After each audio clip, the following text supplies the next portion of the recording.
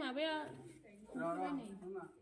मानगोनां दिनै बे दलगाव गुदि फरायसालिनि गाहाय फोरोंगिरि आरो लोगोसे थाफानाय जोंहा ICDSनि हेल्पार वार्कार आरो जोंनि बै गथ'फोरनि गामिनि गार्जेन बिथांमोन दिनै जोंहा गथ'फोरनि गुवार सोलों आयदानि सायाव दिनै मोनसे हाबाफारि लादों।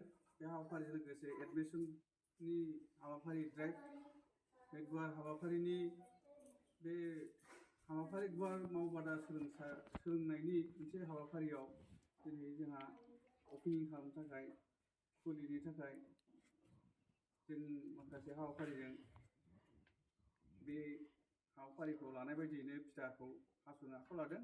दा बे फिथा हास'नो थाखाय जोंनि 419 नं गुदि फरायसालिनि गाहाय फोरोंगिरिखौ आं बे हाबाखौ मावफुंनो थाखाय बिथोन होनाय जाबाय।